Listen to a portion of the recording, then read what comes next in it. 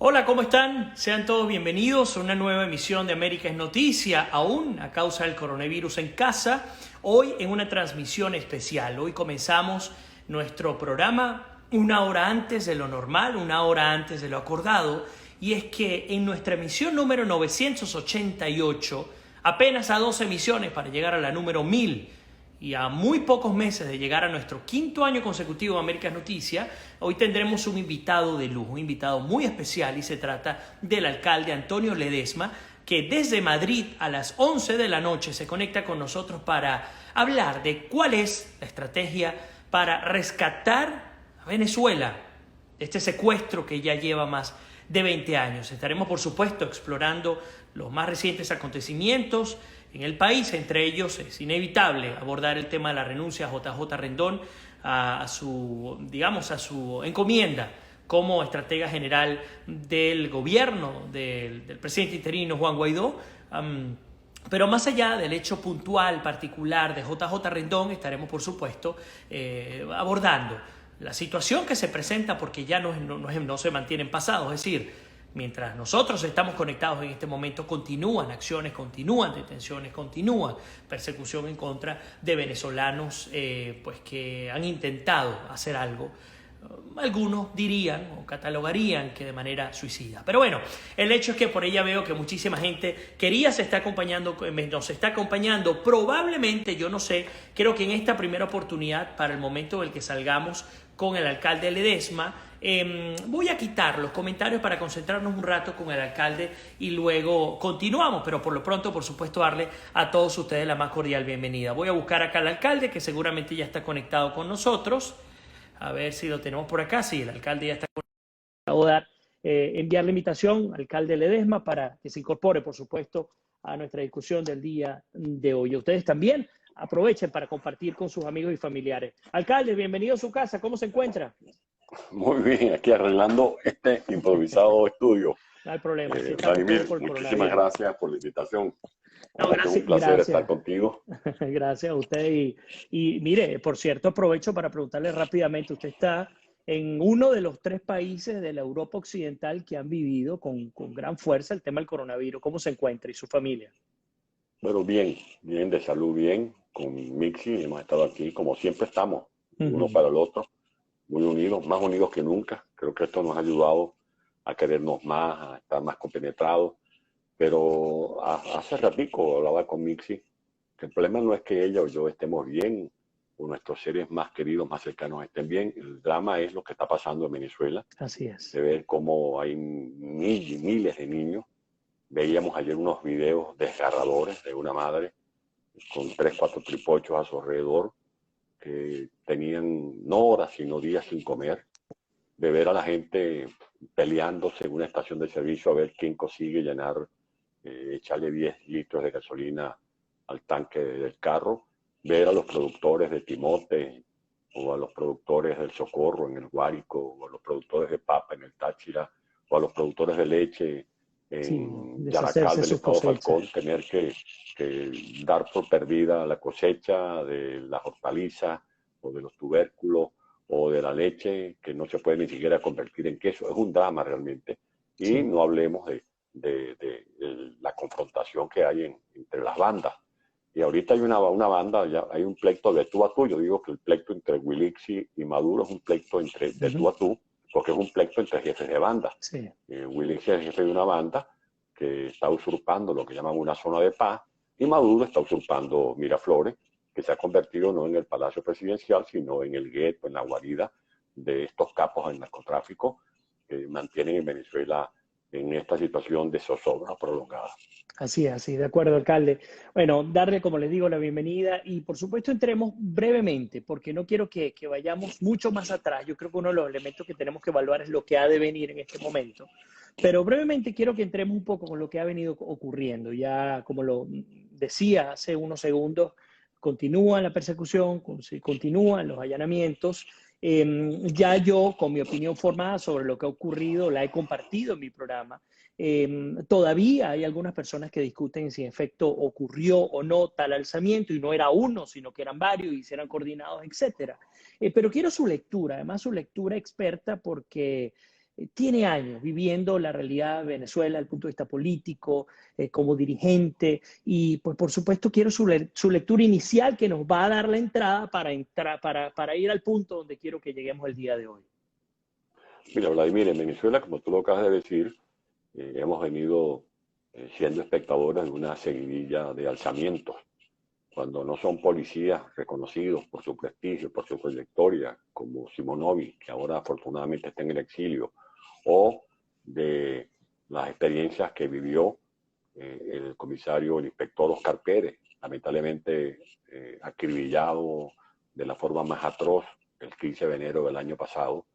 Vemos alzamientos como, por ejemplo, el llamado Golpe Azul, o el que llevó a militares que todavía están presos en La Pica o en Ramo Verde, o el alzamiento de comandantes del batallón Ayala, por ejemplo, la rebelión del teniente coronel Gilbert Marín Chaparro, o la rebelión del capitán Caguaripano allá en el cuartel de blindados de Valencia. Esto, que se produjo en Macuto, se ha querido presentar como una invasión. Un país de más de 1 millón de kilómetros cuadrados, como es el caso de Venezuela, no se invade con un peñero y con 8 efectivos. Se podría hacer una incursión, ya se han dado las versiones, la dio el propio JJ Rendón. Muchos venezolanos siempre han reclamado que se asuman todas las opciones. Bien sabemos que en este caso específico hubo una infiltración, hubo delaciones. El propio Diosdado Cabello relató, dio cuenta de cómo habían infiltrado esta supuesta operación.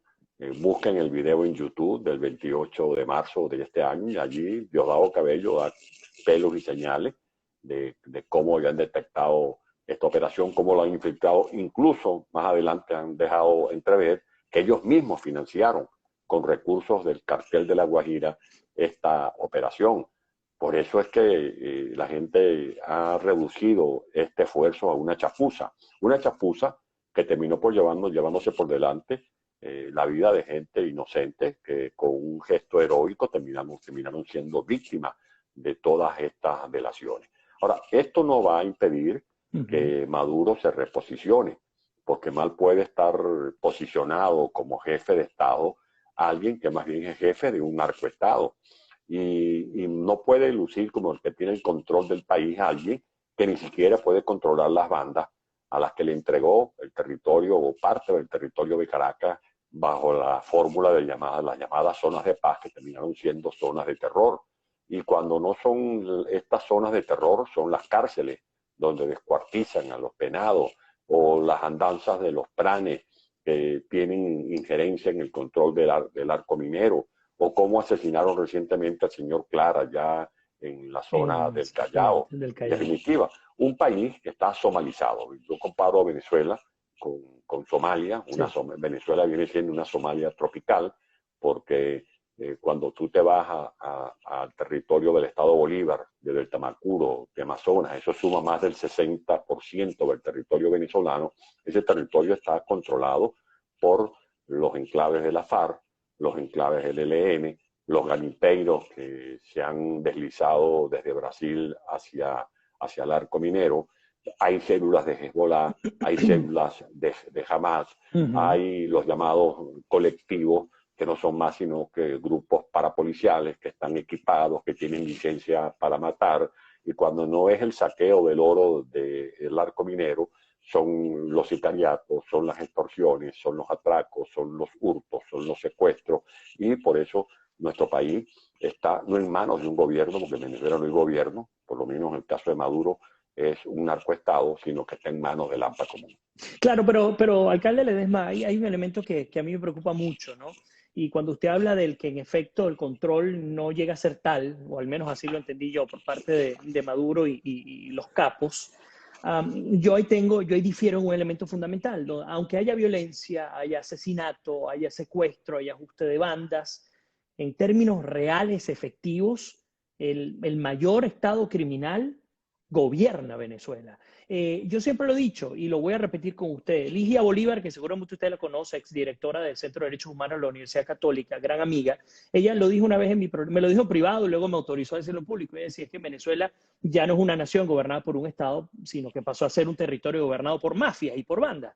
Entonces, cuando yo veo acciones frustradas, no solamente esta, sino la seguidilla de acciones frustradas por el rescate de la democracia en el país. Cuando yo veo este tipo de lucha y peleas entre bandas, incluso podemos hablar de los asesinatos a altos miembros de la élite chavista a lo largo de estos 20 años, porque tenemos que hablar de muchos, ¿no?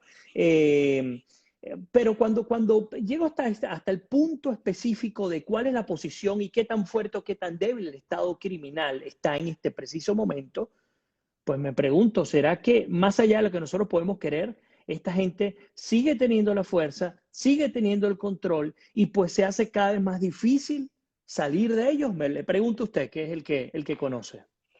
Se hace más desafiante llevar adelante la responsabilidad de liberar a Venezuela, por una parte, porque Venezuela no es que esté gobernado por Maduro, Vladimir. Correcto. Venezuela está secuestrada por Maduro. Es un secuestro con base al uso indebido de las Fuerzas Armadas Nacionales, porque ahí hay una cúpula que va por generales, de coroneles, que se prestan a mantener en la usurpación de los poderes públicos a cambio de dividendos.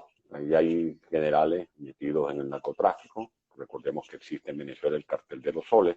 Lo que no logró Pablo Escobar en Colombia, lo logró Chávez, el narcotráfico en Venezuela, que es colocar piezas en claves, colocarlas en Miraflores. Fíjate, un paréntesis, aquí acabamos de ver hoy la renuncia del señor Vergara y del señor JJ Rendón por este episodio tan lamentable de las supuestas contrataciones de esta empresa, de un señor de origen canadiense, desde Estados Unidos. Bueno, así actúa el presidente Guaidó y acepta la renuncia.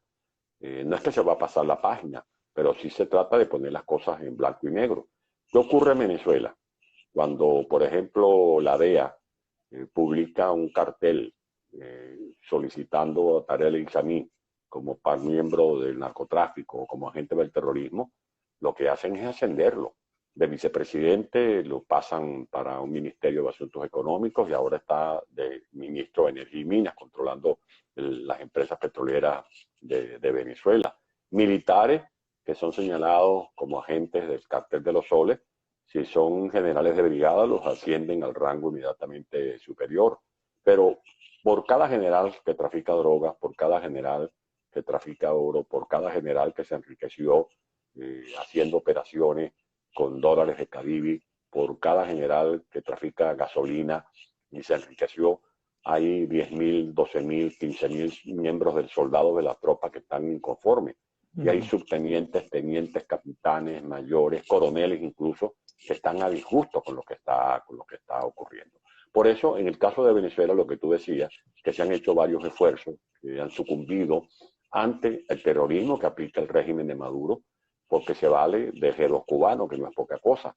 Cuba tiene en Venezuela más de 20.000 efectivos, y no desde hace 2, 3, 4 meses o 4 años, los tiene desde el año 2000. Ellos se meten en las guarniciones militares, persiguen a los militares, los hostigan, los vigilan. Tiene un aparato policial que no es fuerte porque tenga metralletas o las pistolas que son el último grito de los recursos bélicos del mundo. La gran fuerza de estos grupos parapoliciales que le sirven a Maduro es la impunidad. Claro. Esa es la gran fuerza, porque es la impunidad que les dicen vaya y atraque, vaya y secuestre, mate, que usted no le va a pasar nada. Usted tiene una patente de corso, usted tiene un escudo para proteger su desempeño como artífice de las fuerzas represivas de este régimen, que es la impunidad. Por eso en Venezuela el régimen de Maduro ha convertido los tribunales en paredones de ajusticiamiento. Y sabiendo que esto es así, sabiendo que tienen grupos parapoliciales, sabiendo que están asociados con el terrorismo internacional, acaban de confirmar las relaciones que tiene Maduro con Irán, con Hezbollah, que es la meca del terrorismo internacional. Claro. Bueno, por eso nosotros hemos insistido, publicamos el pasado fin del sábado de esta semana publicamos un documento que hemos venido ratificando, en el cual pedimos, uno, que se instale de una vez por todas el gobierno de salvación nacional. Y eso le corresponde a Guaidó. Y Guaidó no tiene que estar dorando la píldora esperando quién va a responder del otro lado. Del otro lado lo que hay son narcotraficantes, terroristas, criminales de lesa Claro, humanidad. alcalde, pero... Él tiene que tomar la iniciativa. Y al mismo tiempo que se toma la iniciativa de instalar ese gobierno de salvación nacional con los mejores venezolanos, no con las recomendaciones que le haga uno u otro o el reparto de cuotas entre 3 o 4 partidos, no. Él es el presidente de todos los venezolanos y tiene que incorporar a todos los sectores de la vida nacional, no como una distribución de tate quieto, te voy a dar este cargo, te voy a dar 2 embajadas, te voy a dar 3 directivas en esta empresa del Estado. No, nada de eso. Eso tiene que ser parte del pasado, tiene que ser la convocatoria a los venezolanos, a mujeres y hombres bien equipados intelectualmente, moralmente, sobre todo moralmente, para llevar adelante esta gran empresa de reconstrucción nacional. Y simultáneamente, que de una vez por todas se insista con lo del PIAR. ¿Qué pasó con el tratado? Comenzamos muy bien y después eso se ha quedado como dormido en los laureles. El Tratado Interamericano de Asistencia Recíproca es una ley vigente internacional.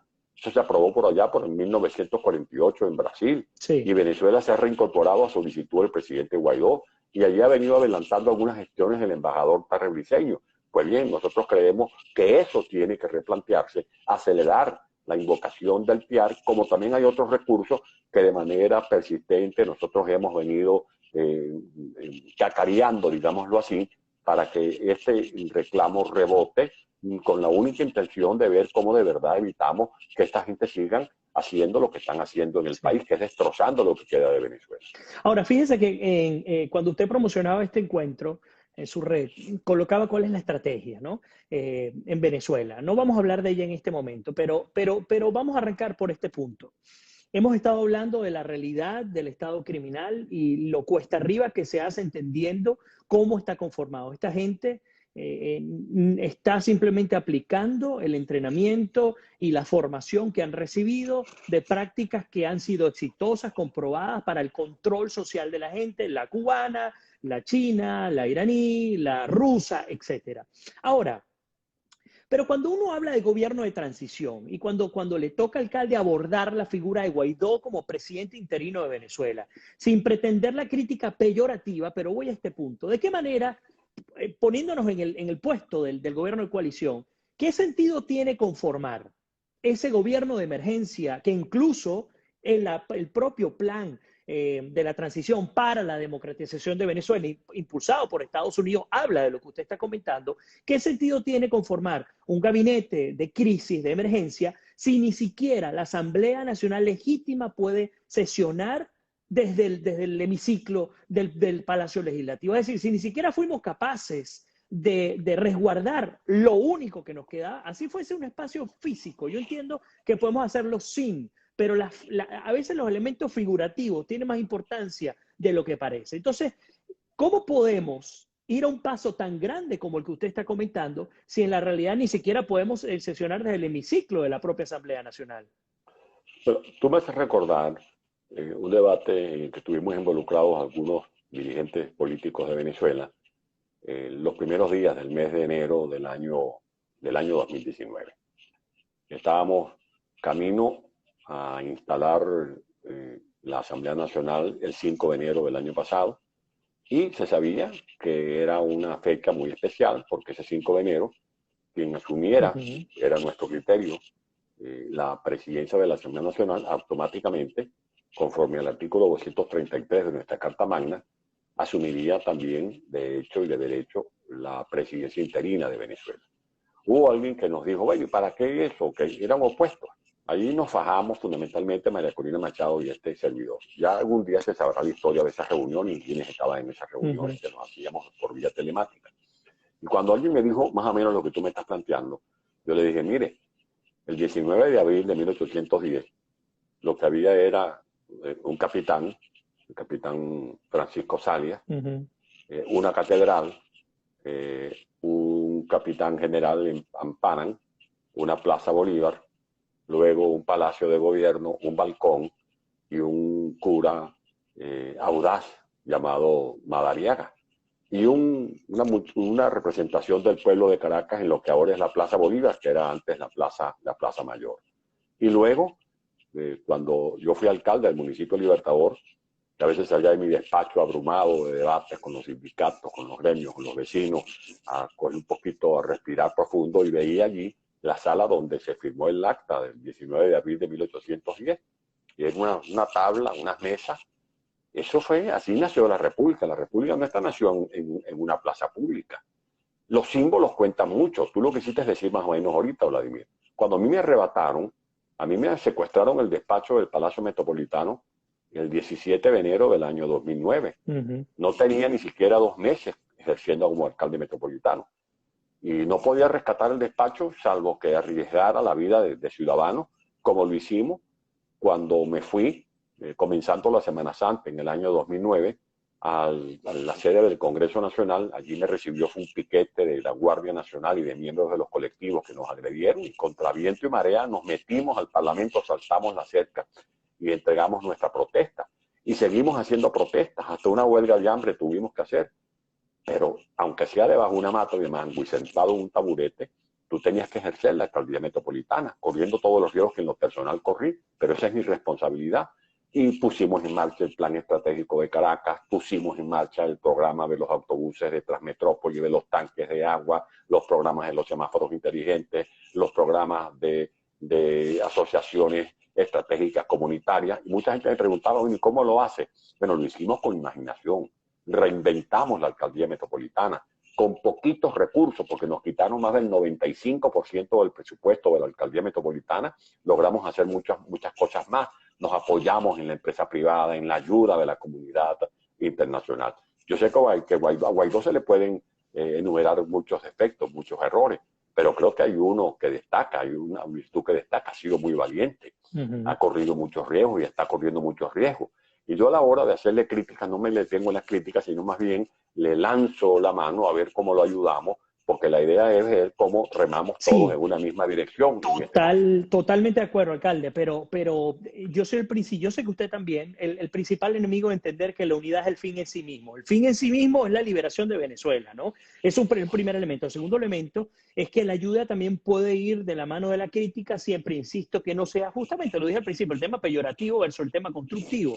Por ejemplo, elementos como los que ocurrió en esta semana, con el caso del alzamiento. No vamos a entrar en si debió decir, si no debió decir, hay muchas críticas en torno al tema, pero no nos vamos a quedar en una discusión estéril. En términos prácticos, por ejemplo, una de las cosas que hemos discutido en este programa durante años, y sobre todo desde que está Guaidó, es que la capacidad de acción del presidente Guaidó es mucho más grande afuera que adentro, por razones obvias. Es decir, Guaidó está atado de manos en Venezuela y su accionar es muy limitado. No, en su caso lo fue en su oportunidad, pero la realidad ahora es diametralmente peor, porque ahora estamos hablando de vida y de la muerte. Sin embargo, puertas afuera es otra la realidad. Puertas afuera, el Estado criminal, y eso hay que decirlo, señores. Una de las cosas que hay que agradecer a la coalición liderada por Guaidó es que el Estado criminal se quedó sin el mundo, se quedó sin los países del mundo, se quedó sin la capacidad de poder seguir blanqueando capitales, se quedó sin la capacidad de seguir haciendo alianzas estratégicas más allá de las que ya tiene, pero que son maltrechas, por cierto, con Cuba, con Rusia, con China, etcétera. Hay que entender ese elemento. Ahora bien, pero cuando vamos puertas adentro, aquí vamos a una crítica que quiero su lectura de este tema.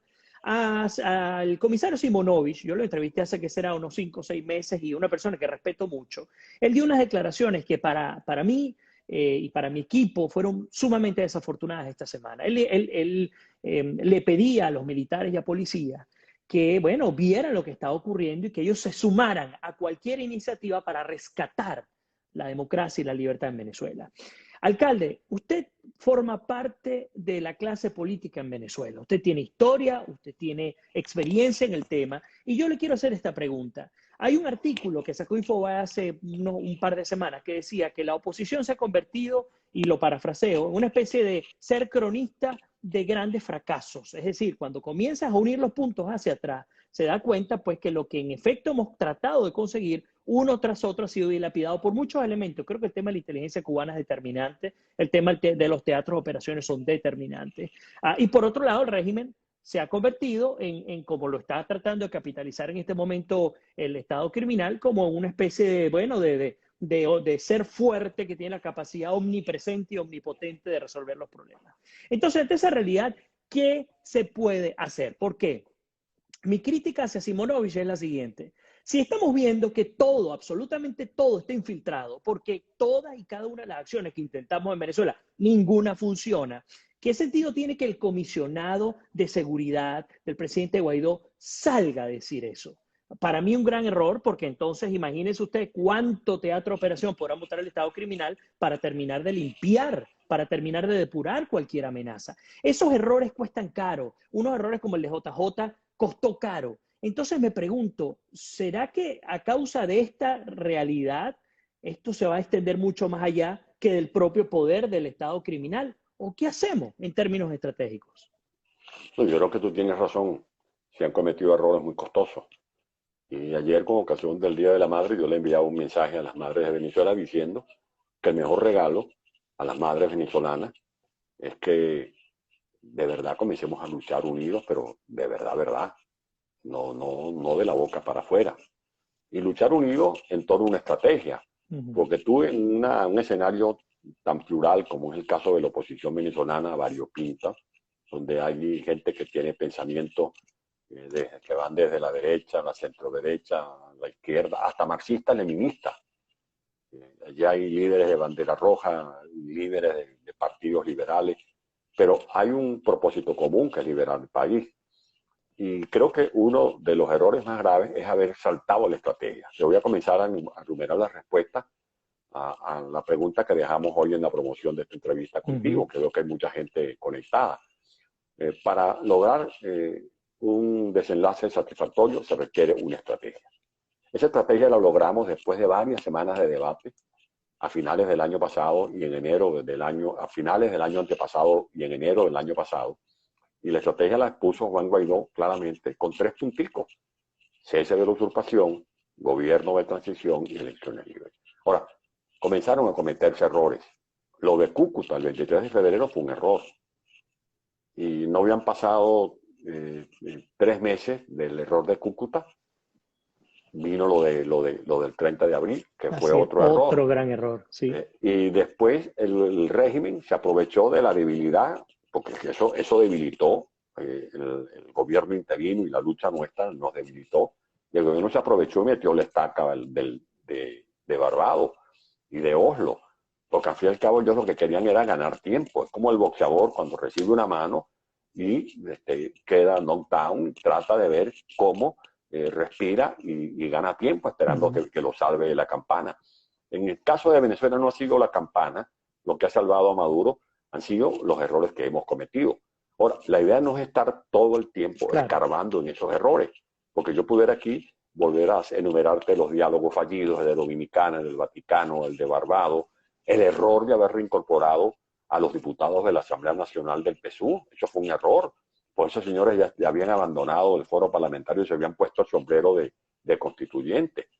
Ahora, es de humano cometer errores, pero es de sabios rectificar. Si no hay una rectificación y nos ponemos de acuerdo con una sola estrategia, que es lograr el cese de la usurpación, yo creo que vamos a seguir dando bandazos. Todavía hay gente que está con la idea de ir a unas elecciones con Maduro en el poder, porque nos van a dar dos rectores, 2 y 2. Eso sería una locura.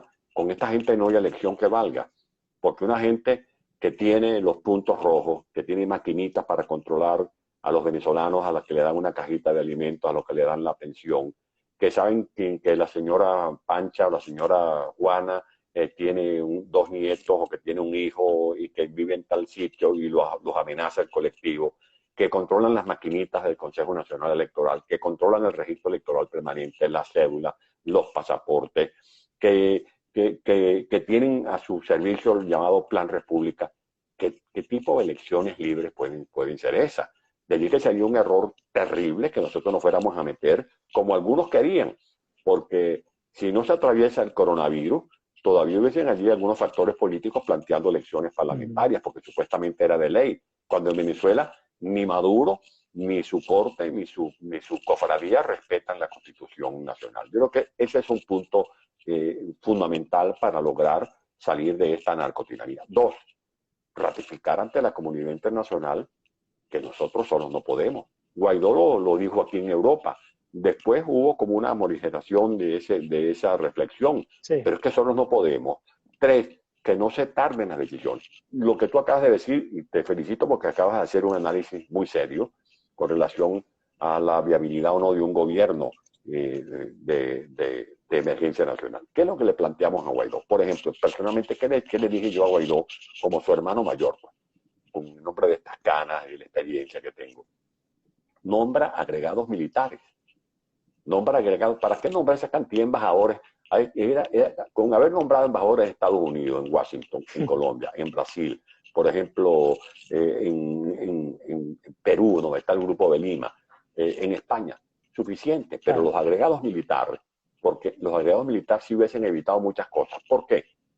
¿Sabes cuántos militares se fueron al exilio después de enero del año pasado? Más de 1.700 militares. Yo he hablado con muchos de esos militares. Ahora, esos militares se salieron no porque querían ir a conocer las carreteras entre Cúcuta y Ecuador, o cómo era el clima de Perú, o cómo suena el tango en Buenos Aires. No, se salieron buscando la manera de ver cómo se organizaba una cruzada como la que organizó el Libertador después que llegó a Cartagena en agosto de 1812, y cómo se emprendió la campaña Admirable. ¿Qué hubiésemos evitado si Guaidó hubiese designado un subalto mando militar? Bien pensado, bien revisado nombre por nombre. Lo que pasó en Cúcuta, que esos militares interesados en hacer una batalla por la liberación de Venezuela fue infiltrado. Allí estaba actuando Cliver Alcalá, eso no lo podemos negar. Por aquí metió ese señor en eso. Ahora, de que estábamos infiltrados desde el comienzo, estábamos infiltrados. Este documento que puso en el tapete la periodista Patricia Poleo, ya lo había mostrado semanas atrás en público el propio Cliver Alcalá. Y yo en esto no coloco a Patricia en el banquillo de los acusados. Ella es periodista. Esa es su naturaleza, periodista.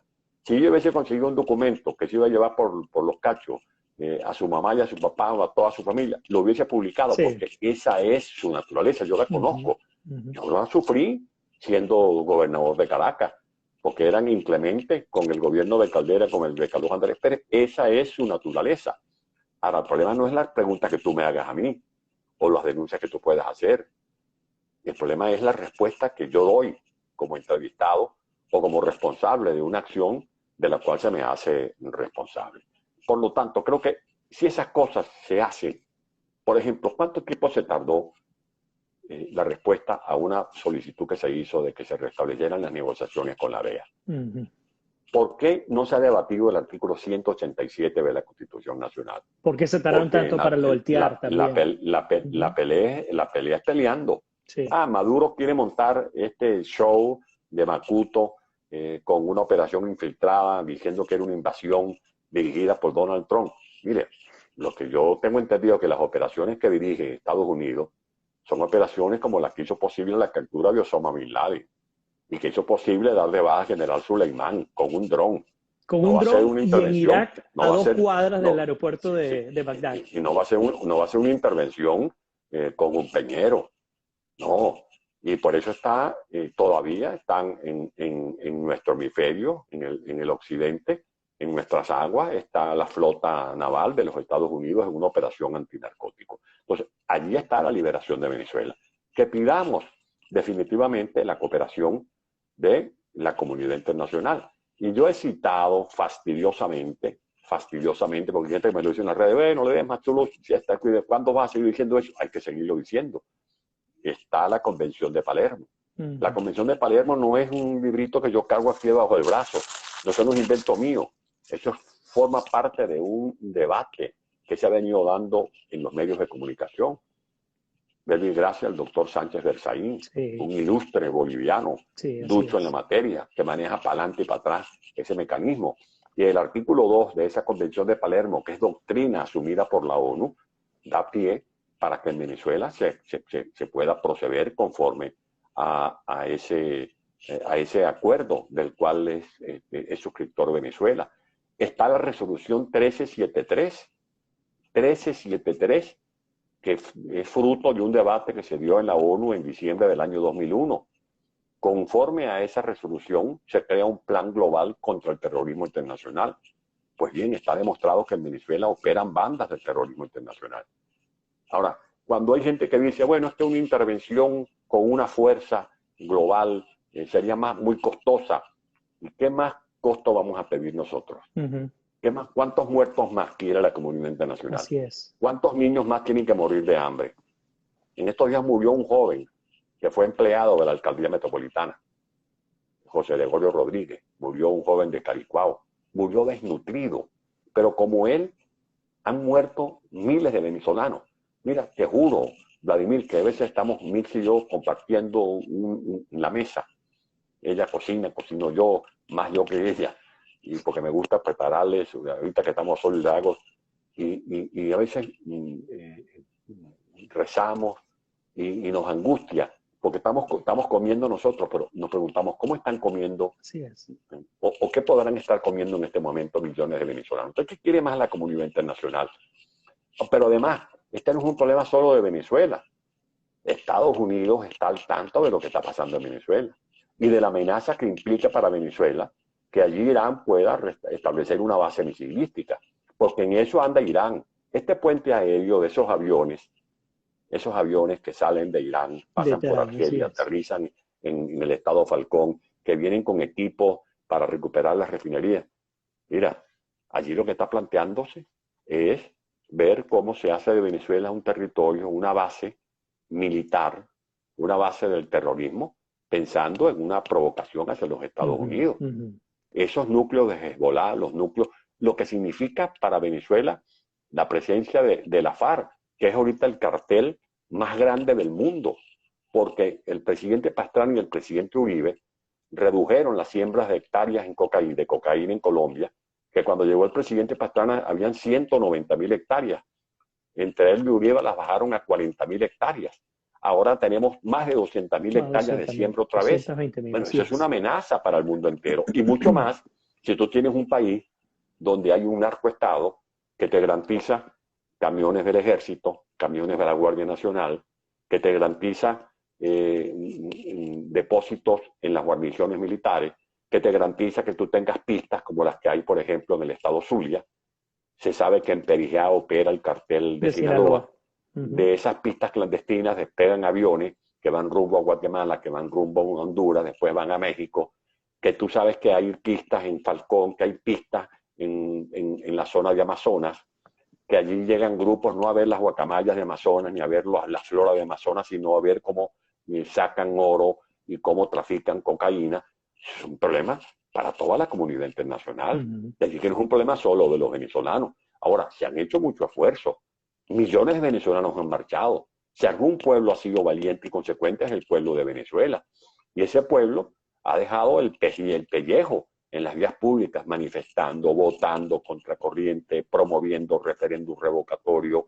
En definitiva, son muchas las hazañas que podemos nosotros inventariar si hacemos un análisis de lo que ha venido ocurriendo en Venezuela todos estos últimos años. Pero estamos convencidos, yo por lo menos estoy convencido. Y por eso me ha ganado el remoquete de ultrarradical. No, yo soy democrático, yo tengo la democracia en los tuétanos. Yo comencé a hacer política desde que tengo 12, 13 años de edad y de manera continua he venido haciendo política, pero los conozco. Yo conozco a estos bárbaros. Y no porque los conozca desde el teclado, no, los viví, los enfrenté. Claro. Cuando fui gobernador de Caracas, enfrenté los 2 golpes de Estado al lado del presidente Carlos Andrés Pérez, sí. que fue víctima de todas aquellas azonadas militaristas. Alcalde, usted habló hace unos minutos sobre el tema del mantra, porque ahora se le cataloga como mantra, ahora el reforzador es positivo. El tema del cese es negativo, el cese de la usurpación, gobierno de transición, elecciones libres. Usted dice que la estrategia estuvo planteada, estuvo elaborada y comenzaron los errores. Yo le quiero hacer una pregunta muy concreta y quiero que me la responda lo más concreta posible. ¿En la oposición venezolana se está viviendo una anarquía a lo interno? Sí, yo creo que hay desencuentro. Cuando tú ves, por ejemplo, que a la hora de elecciones parlamentarias había gente inclinada a ir a unas elecciones parlamentarias. Tú respetas esas posiciones, pero no las puedes compartir. Y mucho más cuando hay una declaración de estrategia a la cual nos sumamos todos. Todos pudiéramos estarle buscando 5 patas al gato, pero desde que Guaidó se montó en aquella tribuna el 23 de enero del año pasado y dijo, cese de la usurpación, gobierno de transición, elecciones libres, tutti y mundi, estuvimos respaldando a Guaidó. Ahí no pueden decir que no. Por supuesto. Todos hemos respaldado a Guaidó. De acuerdo. Después Ahora, hubo el cambio de seña, porque el cambio de seña fue para todos desconocido. Ahora, no lo dije yo, lo dijo el propio Julio Borges, que se sintió sorprendido cuando se enteró por la prensa de que había un diálogo en Barbados. Nuestros grandes aliados, como Colombia, se sintieron sorprendidos. Me lo dijo a mí el canciller Olmos en aquella oportunidad, que ellos fueron sorprendidos en su buena fe cuando se enteraron de que había un diálogo en Barbados. Eso fue un cambio de seña muy costoso para nosotros. Ahora, pero cuando uno se enfrenta... Y creo que este grupo que comanda, porque la verdad es que había un grupo que comanda la estrategia de Guaidó. Y hay gente que me dice, bueno, tú sí eres noble, no que yo sea noble. Yo tengo que respaldar este gobierno interino porque es lo que tenemos. Y es la punta de lanza para seguir adelante. Pero la verdad que nosotros, y cuando digo nosotros me refiero a María, me refiero a Diego Arias, por citar solo algunos, hemos sido excluidos. Una que otra vez nos consultan, pero la idea es ayudar. ¿Tú te imaginas lo que hubiese sido de ayuda para Juan Guaidó haber tenido allí a Patemingo, como se dice en criollo, al doctor Diego Arias? Sí.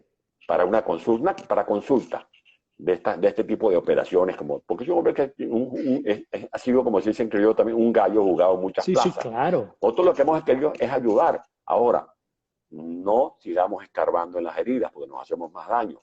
¿Cómo se rectifica? ¿Cómo se retoma el esfuerzo para ver cómo logramos el objetivo con el que todos estamos de acuerdo? Por lo menos es lo que yo percibo, que es el cese de la usurpación. Ok, pero fíjese usted, y discúlpeme que lo ataje allí, yo estoy totalmente de acuerdo con lo que usted está comentando, tanto así que cuando nos leemos con detenimiento el plan de la transición propuesto por Estados Unidos, comienza a desmontar lo que hasta ahora ha sido un gobierno parlamentario en el que el G4 ha tomado las decisiones de manera colegiada y Guaidó ha fungido como una especie de vocero. Y muchos dicen que por allí van los tiros, el problema del por qué no hemos logrado lo que se debió haber logrado mucho antes. Estados Unidos comienza a hablar de ese gobierno de emergencia y en ese gobierno de emergencia comienza a nombrar, por ejemplo, decir, hey, es que no puedes formar parte diputados de la Asamblea, comienza a dar algunas pautas que el que lo lee entre líneas se da cuenta que es rectificación de errores que hemos cometido los venezolanos. Ahora, ante esa realidad, ¿por qué esperar a que se negocie con el Estado criminal? Porque al fin y al cabo es un ultimátum lo que ha dado el gobierno de Estados Unidos, pero un ultimátum con un manual que, insisto, el que lo quiere leer con detenimiento se da cuenta. Miren, ustedes se han equivocado en esto, esto, esto y esto. Ok, usted propone un gobierno de emergencia. Ok, ¿cuáles serían las características fundamentales para instalar ese gobierno de emergencia para que con las personas indicadas se pueda establecer una estrategia? Porque al día de hoy, si es que existió esa estrategia, alcalde, con todo respeto, está enterrada. No puede haber otra respuesta. Sé que sé la valentía que usted comenta, sé que la presión que hay en Venezuela no es sencilla, sé el ataque que se está viviendo, pero también entiendo que en esa propia anarquía que hemos comentado, por ejemplo, usted lo decía, ¿cuántos militares no salieron a Colombia y cuántos quedaron allí desprovistos? Punto número uno. Punto número dos, ¿cómo no hemos nosotros, cuando usted hablaba de jefes de Estado Mayor, y de agregados militares, ¿cómo es posible que a estas alturas no tengamos una central de inteligencia que se encargue de generar el screen, la revisión, el background necesario para estas iniciativas que se están adelantando? Y yo lo comentaba esta semana en mi programa, si el Estado criminal se asoció con Cuba, se asoció con Nicaragua, con Rusia, con China y con Irán, y un poquito más allá con Corea del Norte, bueno, ¿por qué nosotros no podemos hacer lo propio con quienes saben de esto? Vámonos con Estados Unidos, vámonos con el Mossad de Israel, vámonos con Francia, vámonos con Alemania. Es decir, yo creo que aquí, dentro de la estrategia, entendiendo que no podemos luchar con armas democráticas ante un Estado criminal, es procurar la alianza concreta, efectiva, con quienes tienen que darse, porque si nos quedamos entre marcha y entre presión para que se haga algo, pues definitivamente aquí no vamos a lograr absolutamente más nada. Es que ese ha sido el problema. Yo creo que el problema es que Guaidó ha estado controlado por el llamado G4. Yo respeto la, la significación que tiene estos partidos por la cuantía de diputados en la Asamblea Nacional. Ujú. Pero se convirtieron en una camisa de fuerza y Sí, Guaidó se dejó. sí. El que se deja, la paga. Creo Ujú. que eso es un error y eso es lo que tenemos que rectificar. Este no es el momento de una batalla de las culpas, porque si caemos en esa batalla de las culpas, bueno, vamos a terminar haciendo de lo que queda de lucha opositora en Venezuela una lavadora de trapos sucios. Claro. Y esa tampoco es la idea, porque la obligación de nosotros como dirigentes es darle ánimo al pueblo, mantener allí en pie de lucha a los millones de venezolanos, que la gente no se termine de decepcionar, pero es que a veces cuesta.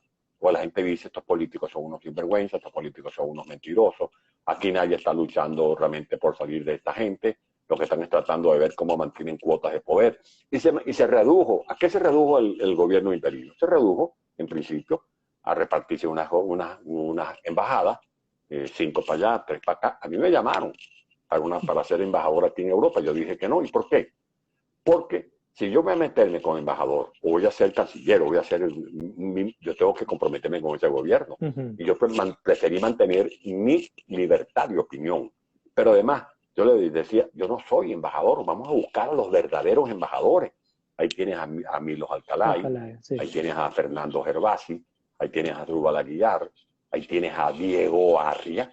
Hay que ver lo que es Diego Barria en la ONU, por ejemplo. Sí. Yo que estuve en la ONU y vi cómo lo tratan, cómo lo respetan.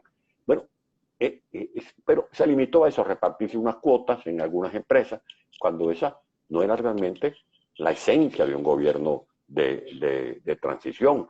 Era dar la sensación, transmitir la sensación de que tú tienes el don de mando y que tú podías, por ejemplo, tomar decisiones estratégicas claves, operaciones tácticas, como por ejemplo tener tu propio consejo de asesor militar para evitar lo que pasó en Cúcuta Ujú. y evitar que se te fueran a infiltrar personajes como Cliver Alcalá, porque todos esos militares nuestros, sargentos, tenientes, capitanes, que están ahora en el exilio, son gente de buena fe, de gente que arriesgó a su propia familia y puso en riesgo su carrera, que algún día van a retomar, pero lamentablemente no hubo conducción. El planteamiento de hacer, por ejemplo, el debate oportuno sobre el artículo 187, que es que ese artículo no implica que automáticamente mañana venga la Fuerza Global de Paz, es verdad, pero tú habilitas al presidente Claro. y estableces una amenaza creíble. Ahora, ¿qué ocurre en estos momentos?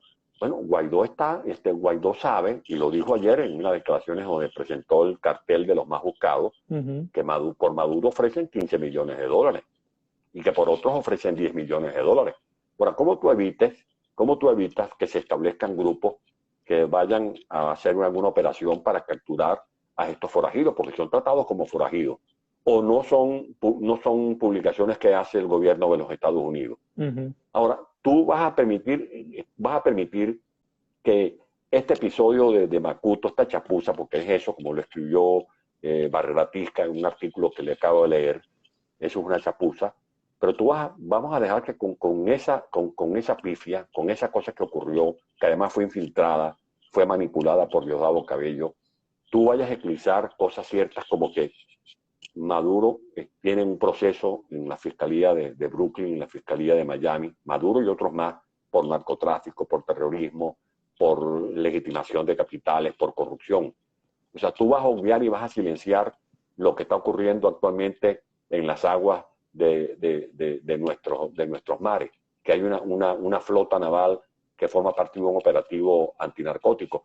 Y ten la seguridad que el jefe del Comando Sur no va a ir a una entrevista contigo, ni con cualquier otro periodista, ni con cualquier otra estación Claro. de televisión, a decir, mire, estamos preparando, porque el lunes no sabemos qué va a pasar esta noche, Así ni es. sabemos qué puede pasar mañana en la mañana, y eso es lo correcto.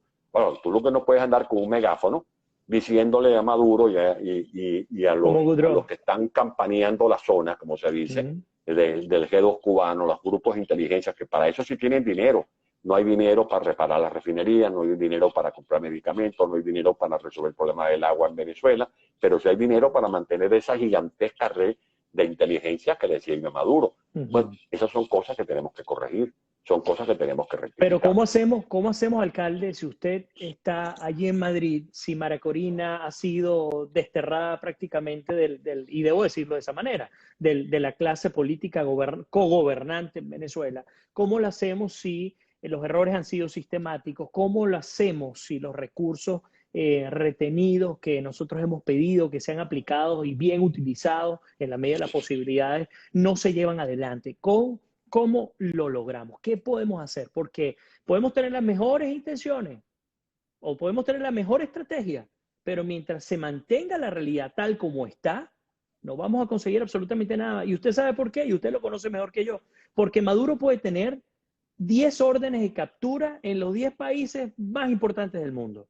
Y eso va a hacer que se atornille aún mucho más al poder en Venezuela y que juegue mucho más duro para mantenerse. Y estoy hablando de Maduro no como figura. Yo siempre he dicho que Maduro es una simple ficha reemplazable de un Estado criminal que es mucho más grande que Maduro. Maduro es una sola ficha. Entonces, pero cuando hablo de Maduro, hablo del Estado criminal. Ante esa realidad, nosotros no podemos darnos el lujo de ninguna manera de ser guabinosos, de no seguir el guión que hemos establecido y de no realizar las medidas necesarias para poder salir estratégica y en Yo términos creo de que esquema del Estado criminal. persistir. Nosotros hemos persistido, les hemos enviado mensajes al presidente Guaidó por escrito, a veces las hacemos públicas, por lo general por escrito, conversaciones. Yo cuando hablé con él, hablo con él, le digo, cuida tu entorno, por aquello de que dime con quién andas y te Sí. diré quién eres. Recupera tu independencia. Tú no puedes gobernar a un país para cumplir esta inmensa responsabilidad si estás sometido por un grupo que además no tiene una estrategia clara, porque ese es el problema. Lo que se dijo a principios de enero se modificó en el camino, porque ahí cada quien tiene una manera muy particular de ver las cosas.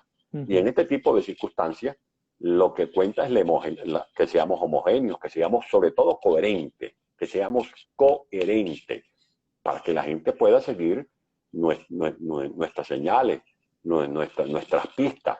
Y por eso insisto mucho en retomar la estrategia. La situación de Venezuela no va a modificarse en el sentido de que hay un clamor por salir de Maduro. Y te repito lo que te decía al comienzo de esta conversación. Lo que estamos viendo ahorita es patético. Es un pleito de tú a tú entre Wilexi y Maduro. Es un pleito entre jefes de banda. Capos, el jefe de la banda, de una banda en Petare, y el jefe de otra banda, por supuesto, con una posición más alta, pero al fin y al cabo son dos jefes de banda. Así está Venezuela. Esa es la tragedia actualmente de Venezuela. Y lo que le corresponde a la oposición venezolana es verse en ese espejo y asumir cuando te has equivocado. Si has cometido errores, corrige esos errores. Porque lo que no podemos es seguir reincidiendo en el mismo grupo de conducción, porque este grupo que ha venido siendo responsable de todas estas cosas, pues no es solo Guaidó. Pues tú no me vas a decir que Guaidó es bueno para que me nombre embajadores y me dé cargo, pero no es bueno a la hora de poner las manos en el fuego. Claro. No, cada quien debe asumir su responsabilidad. Claro. Y hay que tener interés para eso. Hay que tener interés para eso. No decir que es culpable la periodista que vio el documento, que fulano es el culpable porque Vladimir hace preguntas incómodas. No, ese es el papel de ustedes.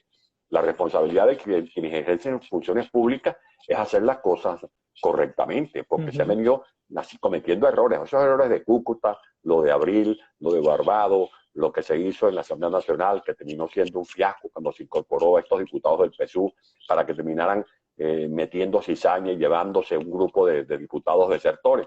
Son errores de todos los que han conducido a este proceso, porque muchas de estas cosas les hemos advertido. Y eso es muy antipático, eso es odioso. Sí, decir, yo lo dije, yo lo advertí, pero es la realidad. Ahora, en esta coyuntura, yo estoy en el plan de ayudar.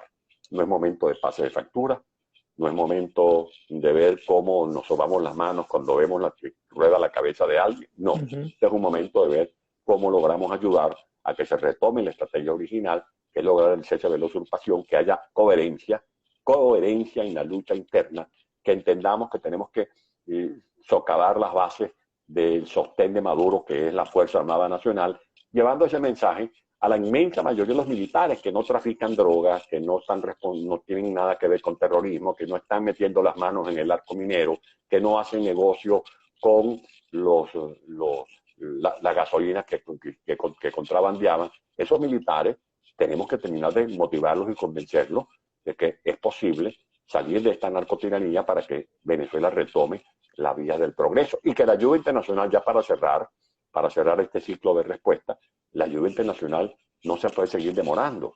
¿Qué pasó con el PIAR? ¿Qué pasó con el PIAR? Tenemos que poner el pie al acelerador. ¿Qué pasó con la Convención de Palermo? Estos son recursos que tiene ya en la mano el presidente Guaidó. Lo quieren acorralar con este tema de Macuto. Están diciendo que él quiere una intervención. Bueno, demuéstrele que sí queremos una intervención de verdad. Claro. Pero no digan eso, que no necesitamos apoyo internacional, porque hay gente que está con ese discurso. No, Venezuela no necesita de apoyo internacional.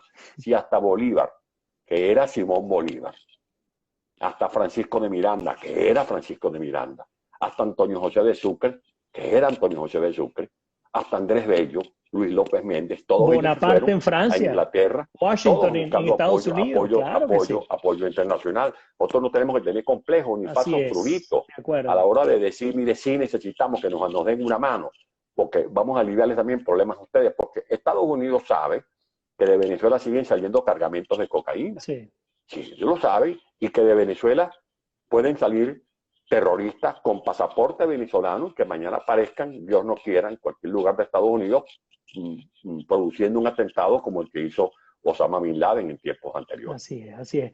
Alcalde, el tiempo se nos va, nos quedan 2 minutos nada más. Una encantadora conversa con usted y me imaginé que iba a ser así. Le envío bendiciones desde allá en España. Espero pronto estar allá. Mis padres, parte del problema de la inmigración, mis padres los tengo a un océano de distancia y sé lo que está significa. tu padre? Ellos están en Barcelona, en España, allí en Barcelona, España. Bueno. Dile que estamos a la orden. Seguro.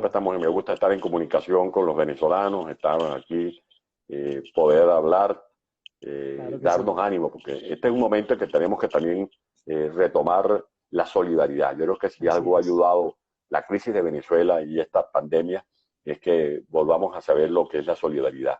Acompañarnos en esta situación tan lamentable de estar en el exilio. Es muy doloroso, es muy doloroso. Yo lo hice porque, bueno, preferí autoliberarme que seguir allá preso. Hay gente que decía, bueno, Ledesma está en su casa por cárcel. Bueno, ahora que la gente está en sus casas por el coronavirus, y yo sé de gente que cuando llevaban un mes y medio, estaban desesperados. Bueno, este servidor estuvo más de 30 meses, más de 30 meses. Y yo le doy gracias a Dios que me haya ayudado a tener fortaleza mental, sobre todo mental, autocontrol, para poder sobrellevar 30 meses encerrados en la casa por cárcel, sin poder salir ni siquiera a tomar sol, sin poder salir al pasillo. Me sacaron del apartamento una vez para una sola audiencia que tuve en los más de 1000 días preso, y luego aquella madrugada en que con pijama y todo me llevaron otra vez para remover. Y gracias a Dios, bueno, ya hoy lo puede contar en la libertad, pero ahora falta contarlo, que lo podamos ver en Venezuela. Que Dios me lo bendiga, padre. Muchísimas, padre. Yo pensando en el padre Palmar, que lo tengo pasado mañana. Querido alcalde Ledesma, gracias por estar. Claro que sí, gracias por estar con nosotros. Lo espero pronto, de nuevo en el programa. Cómo no, Vladimir, muchas gracias. Y como nuestro grito de lucha, arriba corazones. Se puede perder todo, pero no perder el entusiasmo de que sí va a ser posible liberar a Venezuela. Que Dios bendiga a Venezuela. Amén. Y a ustedes les cuento que esta entrevista con el alcalde Ledesma va a estar colocado en mi canal de YouTube. Ustedes me pueden colocar Vladimir Kissinger o me pueden ubicar por mi programa América Noticias. Entonces, bueno, un abrazo para ustedes. También que Dios me los bendiga. No podemos darle esperanza. Y bueno, pues seguimos adelante con este trabajo que hemos llevado adelante, que es por el rescate de nuestro país. Un abrazo para todos, para usted también, querido alcalde. Hasta luego.